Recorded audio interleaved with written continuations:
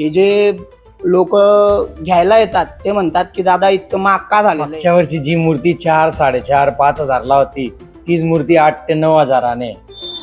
गुजरात आणि महाराष्ट्र राज्याच्या धर्तीवर महाराष्ट्रात देखील यंदा आणि गेल्या अनेक वर्षांपासून दशमाता हा नवरात्र उत्सव साजरा करण्यात येत आहे.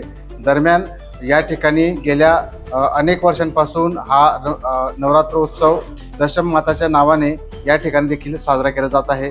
दरम्यान आपण पाहू शकतो की महाराष्ट्रात देखील गुजरातप्रमाणे यंदा देखील आषाढ अमावस्येच्या दिवशीपासून या नवरात्रोत्सवाला सुरुवात होते.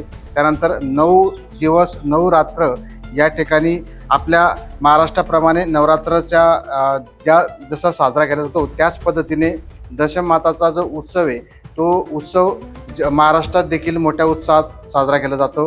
दरम्यान यापूर्वी या उत्सवाला अधिक मान्यता किंवा अधिक याची माहिती नव्हती, परंतु आता गुजरात आणि महाराष्ट्र मध्य प्रदेश याच्या धर्तीवर या ठिकाणी मोठ्या प्रमाणावर याच्या उत्साहाला उधाण आलेलं आहे. अनेक भाविक या ठिकाणी नवरात्रीच्या उत्सवामध्ये उपवास ठेवले जातो आणि आपल्या मनोभावे पूजा केली जाते.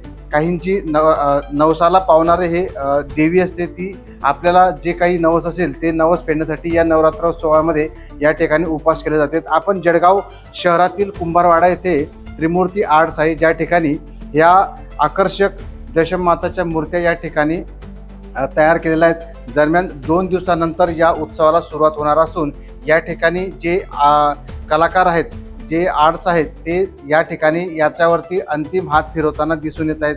या संदर्भात आपण त्यांच्याकडून काही माहिती जाणून घेणार आहोत. आपल्यासोबत आहेत काही आर्ट्स म्हणजे काही हे मूर्तिकार, त्यांच्याकडून ही संपूर्ण माहिती जाणून घेणार आहोत. दादा, काय सांगाल, गेल्या वर्षीप्रमाणे यंदा देखील मूर्तींना कशी मागणी आहे?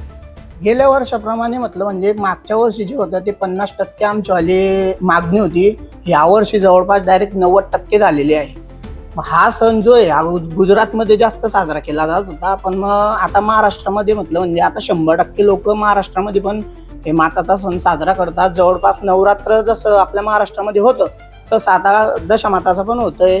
त्यामुळे आमचं काही जे काही रंगरंगोटी आहे त्याचीवाली 30% किंवा 25%ने वाढ झालेली आहे. तर वाढीचं कारण हे आहे की जे महाराष्ट्रामध्ये आपलं विदेशामध्ये जे युद्ध चाललेलं होतं त्या युद्धामुळे आमचे काही जे जवळपास 20 ते 25% जे भाव वाढलेले, POP झालं, त्याच्यानंतर रंग, ब्रश, त्याच्यानंतर किरकोळ काही इत्यादी साहित्य वस्तू, त्याच्यामुळे आमच्या मूर्त्यांची वाढ झालेली आहे. त्याच्यानंतर हे जे लोक घ्यायला येतात ते म्हणतात की दादा इतकं महाग का झालेलं आहे. तर आम्ही सांगतो की जे पेट्रोल खनिज जे येतं तिकडनं त्याचीवाली आम्ही वाढ केलेली आहे, त्याच्यामुळे आम्ही मटेरियल वाढवलं. नक्कीच तुम्ही या ठिकाणी दरवर्षीप्रमाणे या ठिकाणी मूर्ती खरेदी करण्यासाठी येत असतात.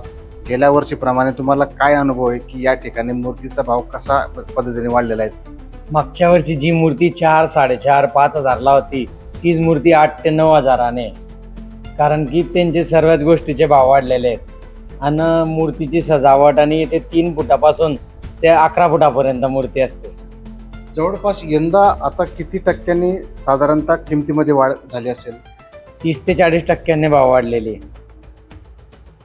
नक्कीच या ठिकाणी गेल्या 2 ते 3 महिन्यांपूर्वी विदेशामध्ये जे 2 देशांमध्ये युद्ध चालू होतं त्या युद्धाच्या पार्श्वभूमीवर यंदा देखील या मूर्तिकारांनी मूर्तींच्या किमतीमध्ये वाढ केलेली आहे. त्यामुळे जवळपास आता ग्राहकांना खिशाला 20 ते 25% कात्री लागणार असून आणि ही जी दरवाढ आहे ती स्वतः करताना पण त्यामध्ये POP किंवा रंग असेल किंवा इतर गोष्टी जे लागतात या गोष्टीसाठी हा जो दरवाढ झालेली आहे, त्यामुळे हा जो यंदा 20 ते 25% दर वाढलेले आहेत. दरम्यान असं असलं तरी गुजरात आणि मध्य प्रदेशच्या धर्तीवर असलेल्या भाविकांप्रमाणे यंदा महाराष्ट्रातील भाविकांमध्ये अधिक उत्साह यामध्ये दिसून येत आहे. गेल्या 2 दिवसापासून आता 2 दिवसानंतर आता या उत्सवाला सुरुवात होणार आहे. त्यामुळे आता या उत्सवाची रंगत लवकरच 2 दिवसामध्ये पाहायला मिळणार आहे. जितेंद्र कोतवाल, LS मराठी, जळगाव.